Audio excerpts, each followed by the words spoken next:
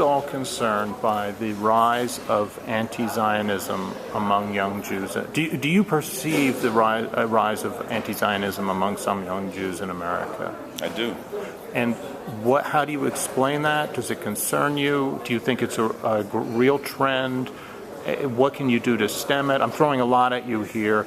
And finally, yeah. Well, I mean, that's not really something for the President of the United States. No, now we're talking as two Jews. You're an American Jew. Jews, I'm telling you, it disturbs me greatly what's happening on American campuses.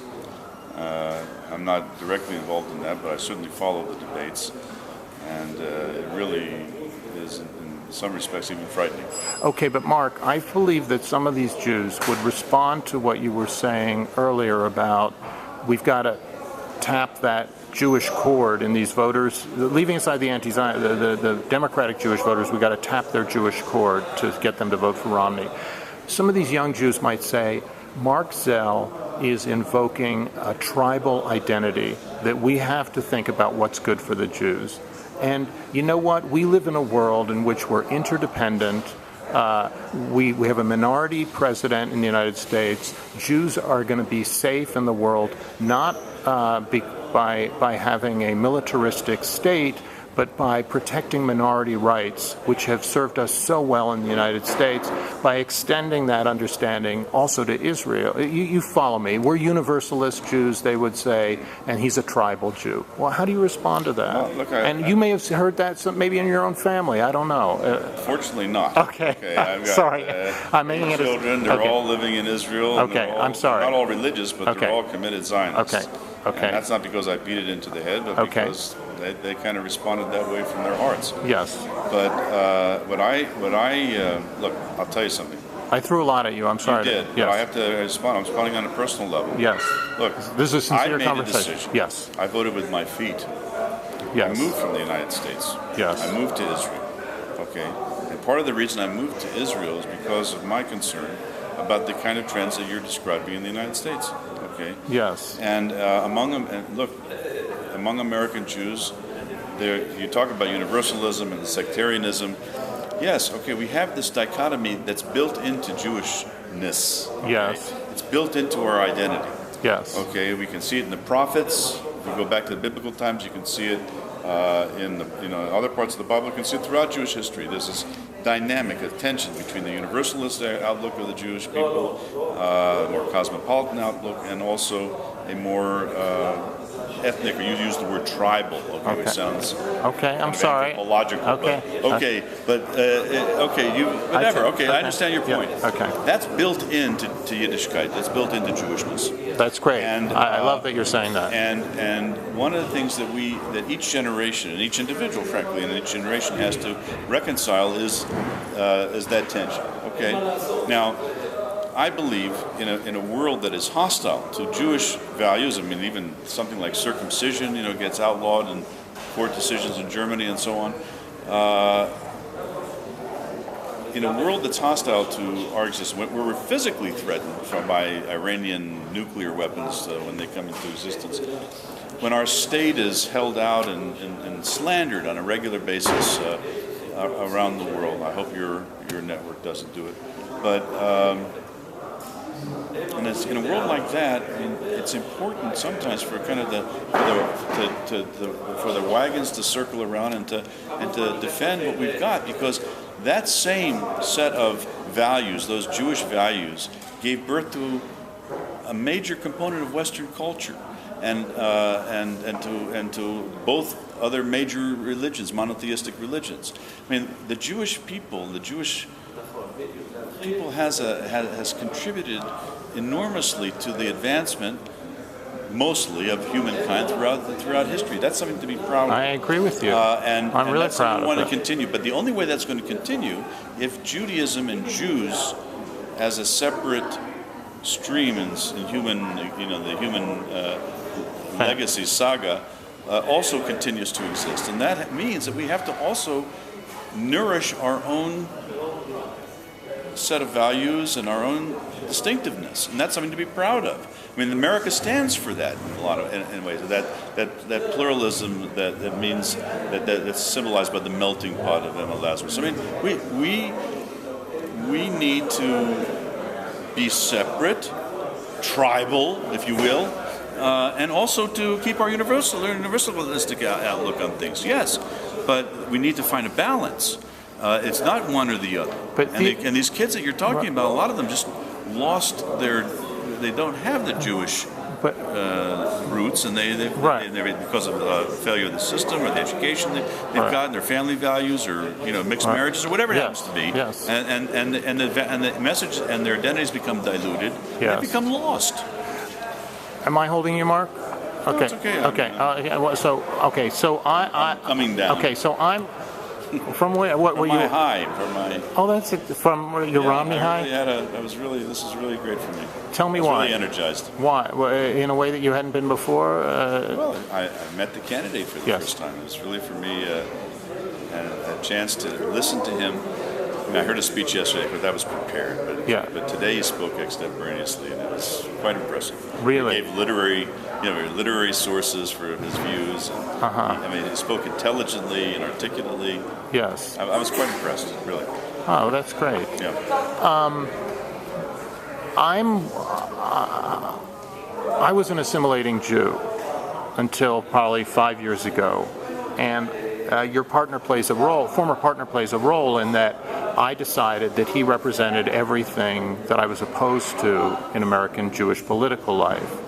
I was against the neoconservatives, so that's why I threw myself into this, and I said, hey, these neocons are actually kind of representing Jews to some degree. They came out of the Jewish community. It's a movement that came out of the Jews. So this is the way I interpreted it. Okay.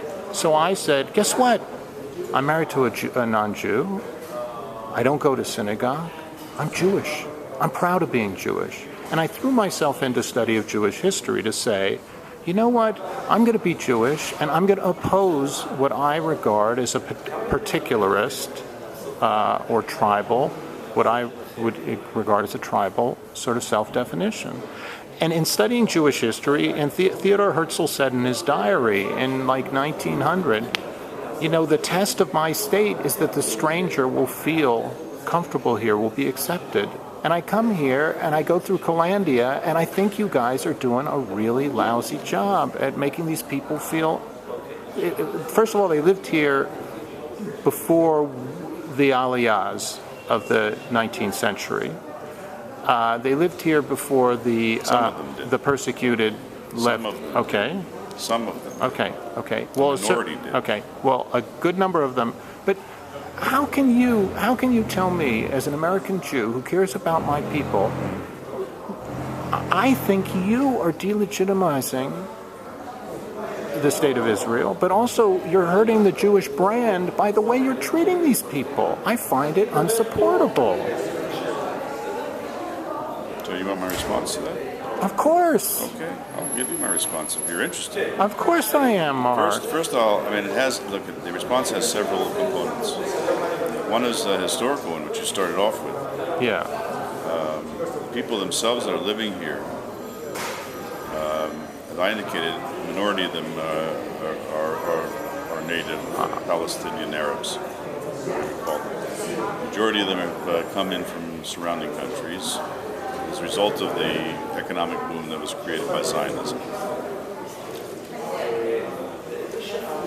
Just as we came from Russia to the United States, yes, and we were came from Russia to Israel. Whatever. Okay. We came as immigrants, and guess what? We were treated well. But and you're not treating these people well. Let's get to here and now. I don't think you're treating them well. That's hold on. Okay. I mean, I don't know how much you've traveled in the Middle East, but I have. I've traveled in I'm not talking about the Middle East. I'm talking about Jewish life. I'm talking about Jewish life. I mean, we're talking about a Jewish state. Yes. Okay. Yeah. And we're talking about an idea in which a Jewish population, largely, almost all of it coming from abroad, came into a country that had a pre-existing Arab population in it, and eventually took over control over the whole area. Yes. I mean, it started off with few colonies. Yeah. And then they bought some land. They bought some more land, and they could never buy enough land. Yeah. Then the mandatory power came in and forbid land purchases, whatever it was, and tried to freeze things, and that didn't succeed. And then the Arab side decided to go to war to expel us, and lost. Okay, for whatever reasons, and then and then many of them fled, and some of them we drove out, and things happened. Okay. And then they went to war again, and they lost more of it. Okay, and we just came in and did what we do in our country. Yes. Okay? Now, when I look at the plight of the Arabs, okay, in the land of Israel, and that includes pre-67 Israel, Judea and Samaria, whatever, Jerusalem, Golan Heights, whatever you want. Not Transjordan. You're leaving that part out. Well, I mean, I'm not right now. That's not in play, but who knows? I mean, if it is one day, I'm not swearing anything. We have a peace treaty with them, so. Okay. But in any case, the people that are living here, the Arabs are living here. I mean, they've got a pretty good deal. Now, we have a lot to improve in terms of our relationships with them? Yes, we could. We must. Why is there a hue and cry? If they have a good deal, then why is there such a hue and cry? They don't want Jews to rule in the land of Israel, period. Okay. They want us out. Or they want us to assume the status of dimitude. Okay. Okay? And they say it, and if you talk to them and they're honest about it, they'll say it. They don't want us here. And, if push comes to shove and the opportunity came to drive us wherever we have to be driven to or destroyed, that's what would happen. Now, we don't take a similar attitude towards them, okay, and I'm proud of that. I think we can coexist in this land whenever, but it's going to be under Jewish rule, and they're not going to like that. And it doesn't fit with their Islamic perspective on the way the world should work. Okay, and I understand their position, and I respect their Islamic culture, but I don't agree with the bottom line. I'm sorry. What we have to do, what we have been doing in this country, which I'm very proud of, and I'll go in front of any organization of Philip Weiss's or anti-Zionists or whatever, modern American Jews in America or any place else. Yes. And I'll say, listen, look what we've accomplished here. Yes. Okay, this is an amazing thing, all right? And Romney talked about it today, so I certainly was tuned into that.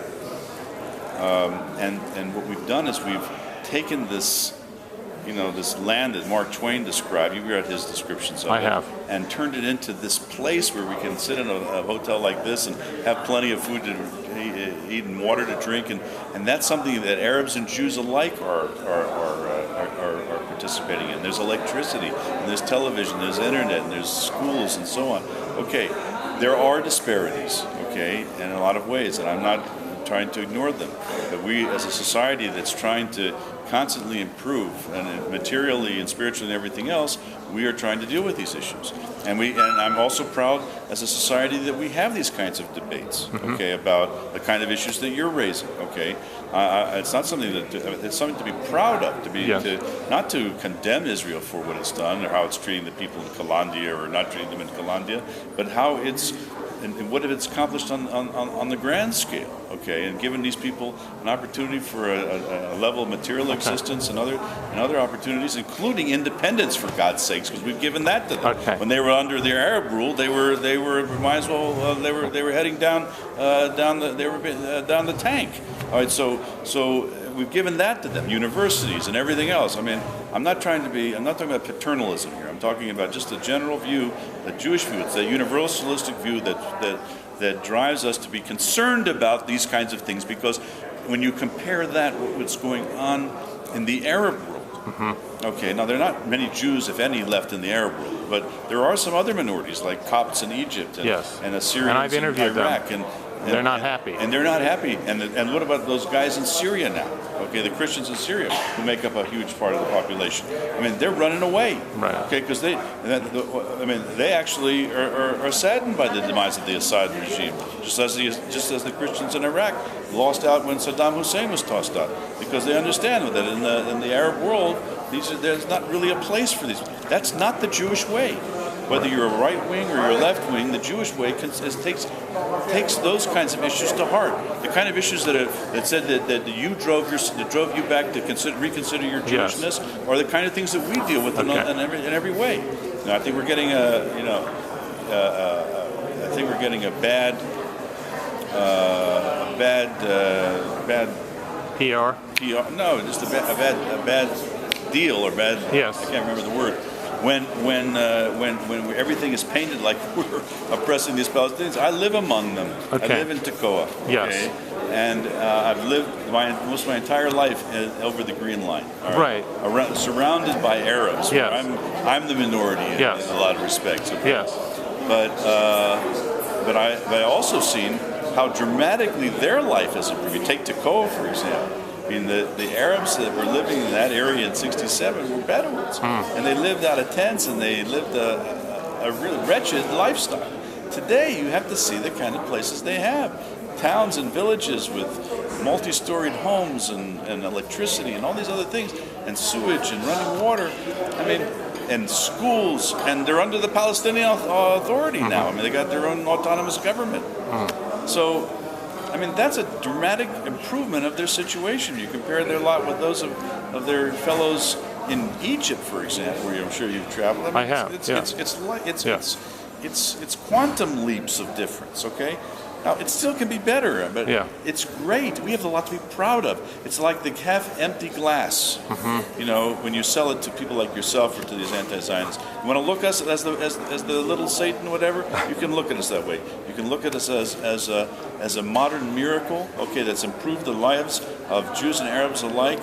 That's the way I look at it, and I'm proud to be part of that. And I'm proud to make that statement. If you ask me how to get to those kids, have people like me come in, and not to boo me out at first, but listen to what I have to say. Let me challenge me, and let me give my point of view. I'll debate the issue. I think we can convince them. Have you had that opportunity, Marc, to go back to the States and make that case? Not really.